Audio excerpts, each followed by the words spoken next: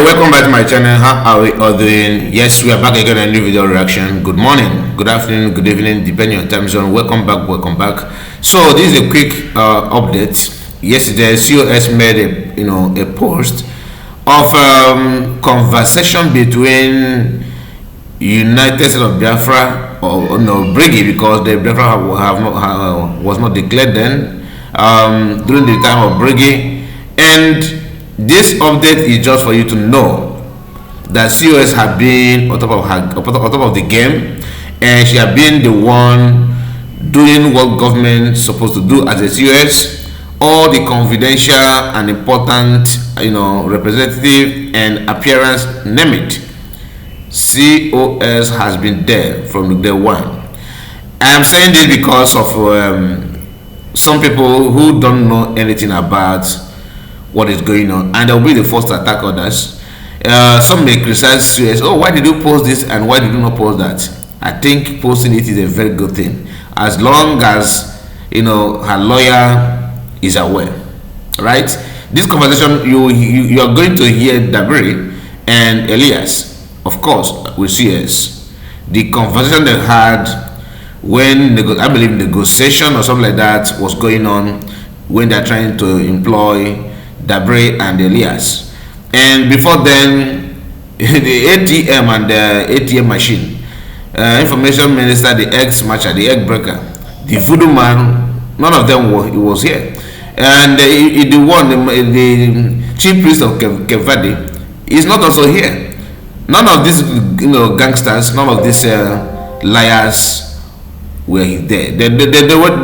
These guys were nowhere to be found. And this is not to mock them, but to tell you that the situation or what is going on now is not just out from nowhere, because everything started from somewhere. And all of a sudden, PM and CS is no longer now. They are not in good time and everything. I've had enough. Even some people whom you believe that can reason properly, they often come out with this argument that COS is not supposed to do this, supposed to do that. Anyway, let me not make the video to be too long. I just want to publish it like this. Then later we're going to analyze it. But just pay attention. Let's hear this together. All right. Make sure you subscribe to this video. I want to subscribe to the channel and like this video, of course, very, very important. And your comment is important. Next steps. God bless you. Which, of course, I would then augment on the political level. But legally, what would be the next steps now that we're putting in place all these things that I mentioned to you?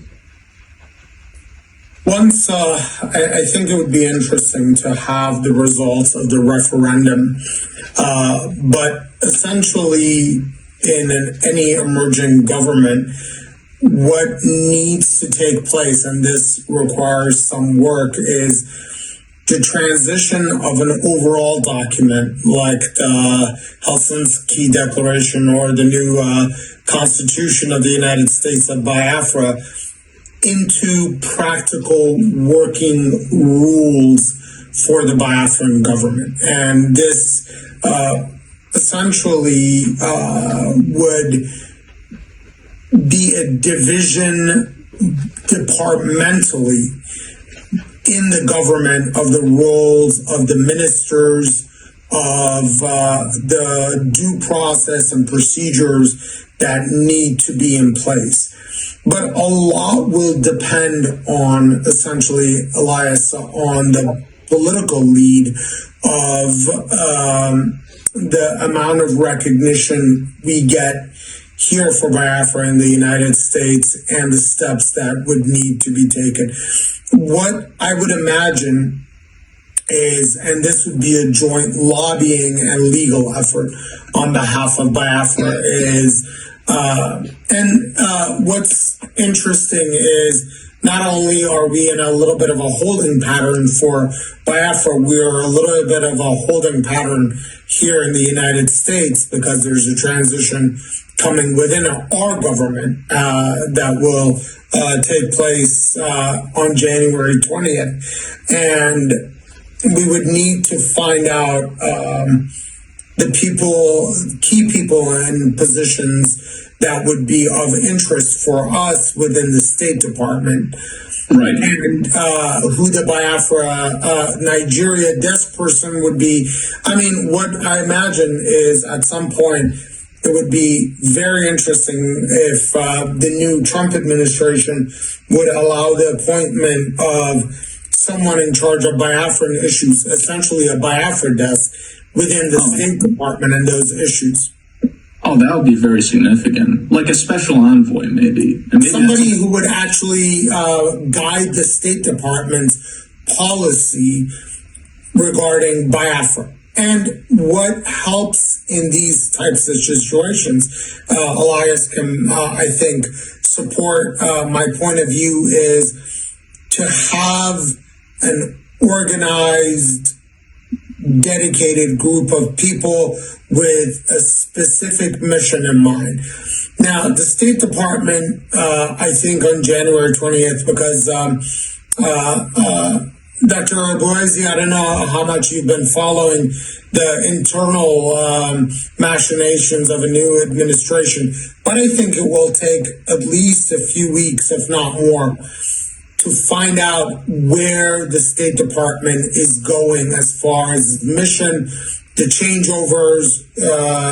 We still need to have the Senate confirm a Secretary of State, and then deputies and assistant secretaries of state. Mm-hmm. And I think at that point, it would be not only an effort as far as the lobbying by Elias to reach out to the legal counsel in the State Department to see if we could get somebody, a designation of somebody who would overlook Biafra issues within the State Department. I think that would be a great victory to have somebody looking at this issue and guiding the State Department and a point of contact, which would also lead to legal contacts, because if we have the general counsel, generally the State Department and the Secretary of State relies heavily on the State Department's general counsel on legal issues, international issues, because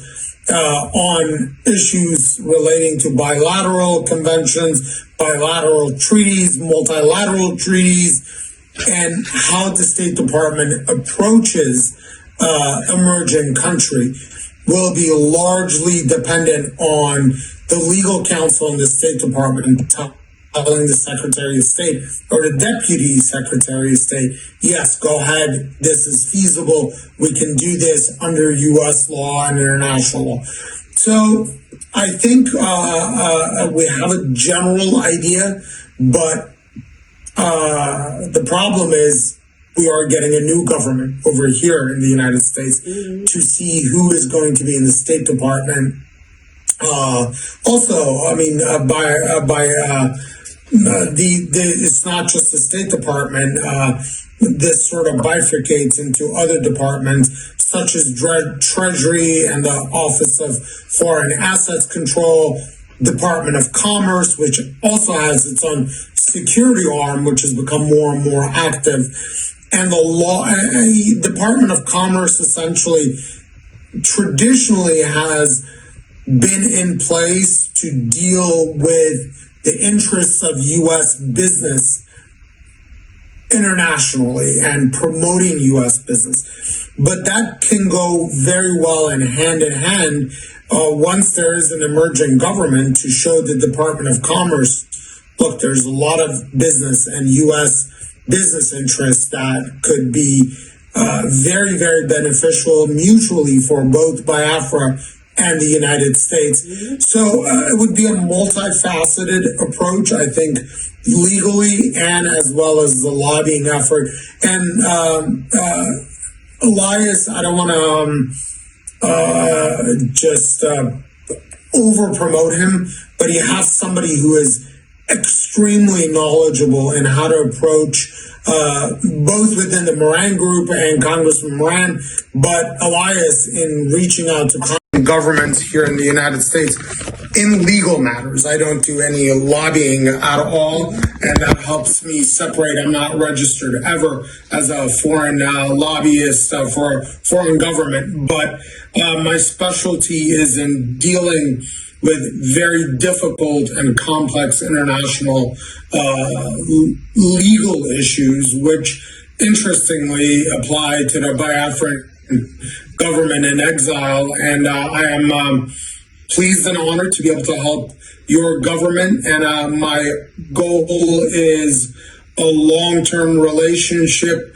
with an actual government that's not just in exile, but one that's recognized by many, many countries, and let's cross our fingers, UN recognition and a member of the United Nations. So that would be, I grew up, my parents are, I'm a child of the 70s, and I remember my parents talking about the brief existence of the Biafran government and the issues. So it's interesting to make a connection between my childhood stories about Biafra, and my parents were always very politically active, talking about Patrice Lumumba and African causes, and Biafra was one of those. So now here I am as legal counsel to the Biafran government in exile. It's a pleasure and it's an honor, and I leave it to you.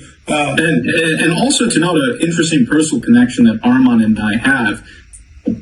We come from very similar cultures. Arman is of Armenian background, and I'm of Greek background, and we both come from people that have experienced genocide and ethnic cleansing, and that's something that the Biafrans have experienced. And I told Arman, this was very, we found it very humorous that some of the Biafrans were confused and thought Dabiri might have been a Nigerian name, and you remember I put out a tweet that Arman is not a Nigerian, that he's an Armenian American. But apparently there are some Nigerians who have the last name Dabiri, which is interesting. That is very interesting.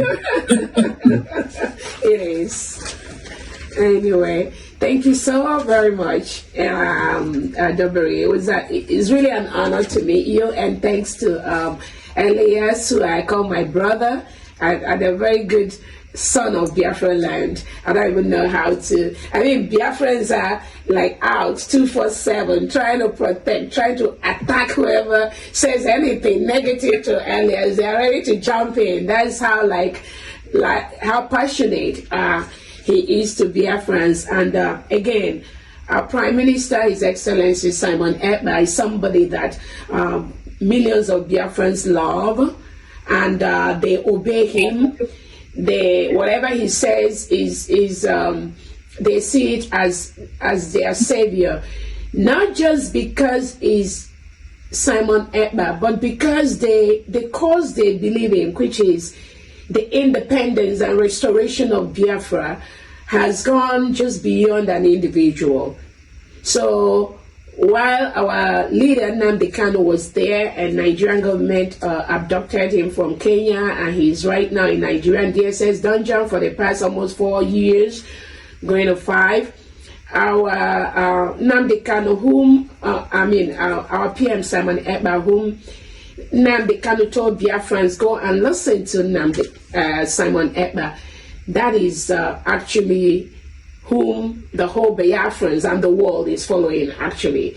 And our Prime Minister has brought a lot of changes in the face of this struggle, changes that we have never really known before. A lot of awareness, a lot of information to the world, thanks to Elias and his group, that have also helped him to let the world know this true situation of things, unlike before.